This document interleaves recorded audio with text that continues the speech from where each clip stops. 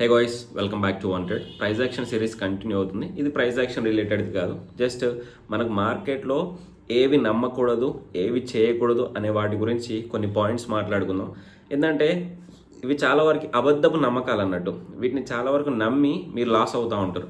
So అలాంటివి కొన్ని మనం మాట్లాడుకున్న తర్వాత మీకు కనుక కరెక్ట్గా అనిపిస్తే అవి నెక్స్ట్ ఈ వీడియో చూసిన తర్వాత నుండి నెక్స్ట్ ట్రేడింగ్ సెక్షన్ నుంచే మీరు ఫాలో అయిపోవచ్చు. వాటి గురించి మనం మాట్లాడుకుందాం. Let's move to the video. So first point, every day is a trading day. So ఇదొక అబద్ధపు నమ్మకం. ప్రతిరోజు నేను ట్రేడ్ చేయాలి, ప్రతిరోజు నాకు ప్రాఫిట్ రావాలి, ప్రతిరోజు ట్రేడ్ చేస్తూనే ఉంటా, మార్కెట్ ఓపెన్ అయినప్పటి నుంచి ఈవినింగ్ వరకు ట్రేడ్ చేస్తూనే ఉంటా అనేది ఒక అబద్ధపు నమ్మకం అనుకున్నట్టు. ఏంటంటే ప్రతిరోజు ట్రేడ్ చేయకూడదు. ఎందుకు చేయకూడదు అనేది 1 by 1 పాయింట్స్ మనకుంటా ఉంటాయి. ప్రతిరోజు ట్రేడ్ ఎందుకు చేయకూడదు అంటే ప్రతిరోజు నీకు సెటప్లు క్రియేట్ అవ్వవు. ప్రతిరోజు చేస్తే ఏమవుతుందంటే ఫైనల్గా నువ్వు తీసుకునే రిస్క్ రివార్డ్కి కానీ యావరేజ్కి కానీ నెగిటివ్ అయిపోతుంది, ఇంకొంచెం లాస్ అయిపోతాయి. సో ఫస్ట్ పాయింట్ ఏంటంటే every day is a trading day. ప్రతిరోజు ట్రేడింగ్ డే అనుకోవడం నీ మొదటి point. Second, there is a way to always win. So ప్రతిదీ విన్ అవ్వడానికి, ఆల్వేస్ విన్, ఎప్పుడు విన్ అవుతూనే ఉండడానికి ఏదో ఒక దారి ఉండిద్ది. ఏదో ఒక విధంగా ఎప్పుడు విన్ అవుతూనే ఉండొచ్చు మార్కెట్లో. నేను అసలు లాస్ అవ్వను, సో నేను ఫస్ట్ నుంచి ఎప్పుడు ఓడిపోలేదు, నేను మార్కెట్లో ఓడిపోను, దాంతో నేను రివెంజ్ ట్రేడింగ్ తీసుకుంటా అనే విధంగా మీరు ఆలోచించకూడదు. So there is a way to always win అనేది కూడా తప్పు. ప్రతిసారి విన్ అవుతూనే ఉంటాం, ప్రతిసారి విన్ అవ్వలేము అన్నట్టు. కొన్నిసార్లు లాస్ వస్తాయి, కొన్నిసార్లు ప్రాఫిట్ వస్తాయి.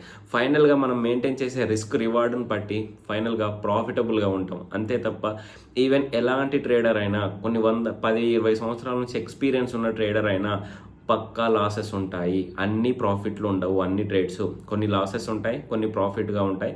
ఫైనల్గా ఆయన మెయింటైన్ చేసే రిస్క్ రివార్డ్ వల్ల ఆయన ప్రాఫిటబుల్గా ఉంటారు. వాళ్ళకు మనకున్న డిఫరెన్స్ అదే.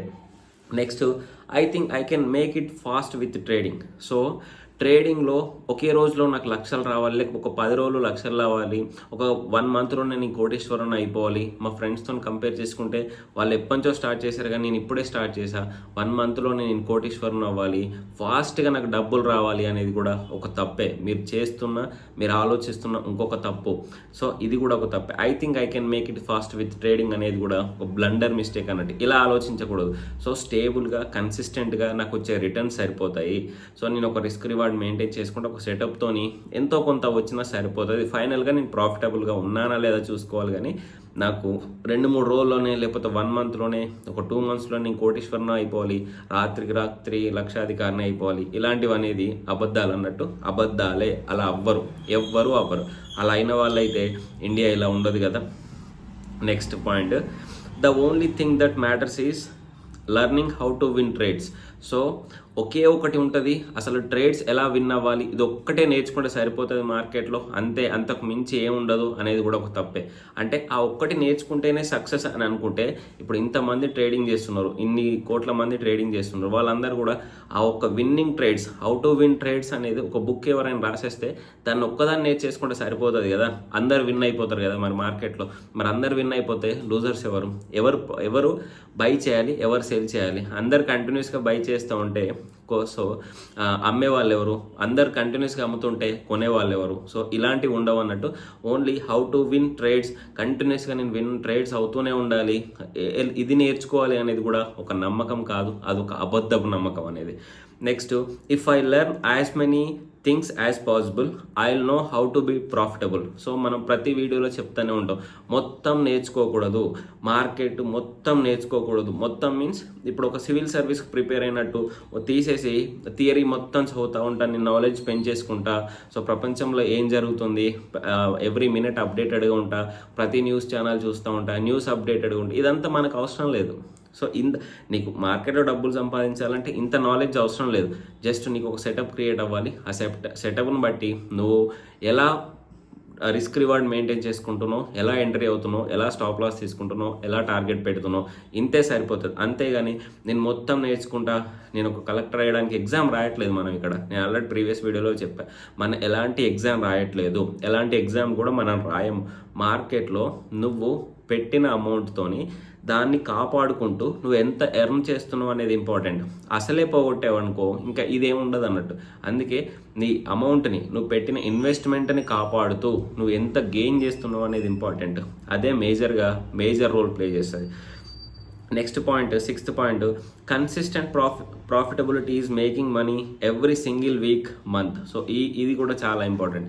సో ఇలా కూడా అనుకుంటా ఉంటాం ప్రతిరోజు, ప్రతి నెల, ప్రతి వారం, ప్రతి నెల కంటిన్యూస్గా నాకు ప్రాఫిట్స్ వస్తూనే ఉండాలి, ప్రతిరోజు నేను ప్రాఫిటబుల్గానే ఉండాలి, కన్సిస్టెంట్ ప్రాఫిటబుల్గా ఉండాలనేది కూడా తప్పు. కన్సిస్టెంట్ ప్రాఫిటబుల్గా ఎవరు ఉండరు, ముందే చెప్పా. అదేంటంటే కొన్నిసార్లు లాసెస్ వస్తాయి, కొన్నిసార్లు ప్రాఫిట్స్ వస్తాయి. ఇది ఏదైనా ప్రాబబిలిటీయే. ఎంత మంచి ట్రేడర్ అయినా, ఎంత ప్రొఫెషనల్ ట్రేడర్ అయినా, ఎవరైనా చేస్తుంది ప్రాబబిలిటీయే. సో వాళ్ళకి మనకు డిఫరెన్స్ ఏంటంటే 50-50 ఎక్స్పీరియన్స్తోని ఎక్స్పీరియన్స్ లేని వాళ్ళకి 50-50 గెస్ చేస్తాం.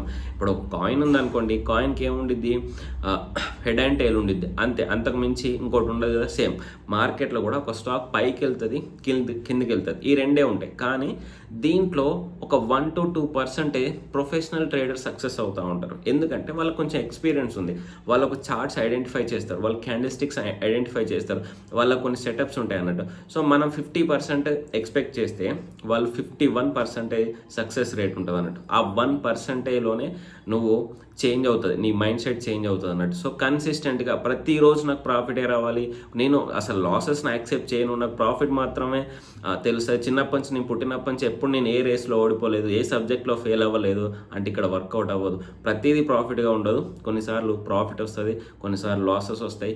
ఓవరాల్గా నువ్వు ఎంత పర్సంటేజ్ మెయింటైన్ చేస్తున్నావు అనేది చాలా important. Next final one, all I need is a working strategy to crush the market. So నాకు కావాల్సింది ఏంటంటే మార్కెట్ను మొత్తం క్రష్ చేస్తూ మార్కెట్లో ఉన్న డబ్బులను నేను ఒక్కనే సంపాదించాలి అనే విధంగా నువ్వు ఆలోచించడం అన్నట్టు. మీకు అర్థమైంది కదా.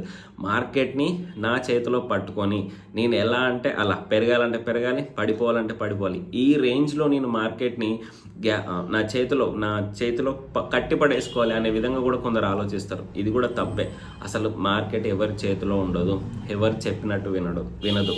సో ఏంటంటే మన హ్యూమన్స్, మన ఎమోషన్స్ని బట్టి మార్కెట్ మూవ్ అవుతుంది, అంతే తప్ప అది మనం చెప్పినట్టు వినం. అది కొన్నిసార్లు ఎలా మూవ్ అవుతుందో తెలియదు, ఎలా పెరిగిద్దో తెలియదు, ఎలా పడిపోతుందో తెలియదు.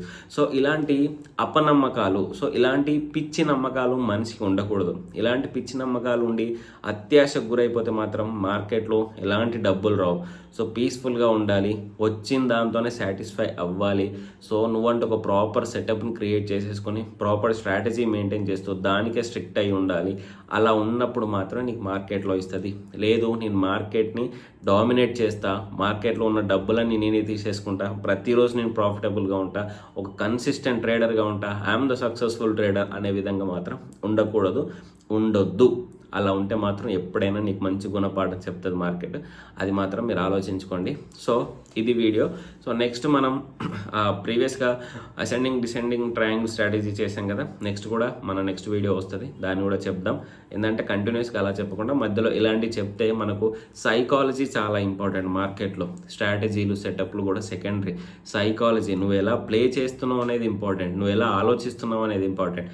నువ్వు బిగ్ ప్లేయర్స్లో ఆలోచించాలి అంటే నీకు ఇవన్నీ తెలిసి ఉండాలి. నువ్వు ఎలా ఉండకూడదో తెలిస్తే బిగ్ ప్లేయర్స్లో ఆలోచించడానికి ఉండదు.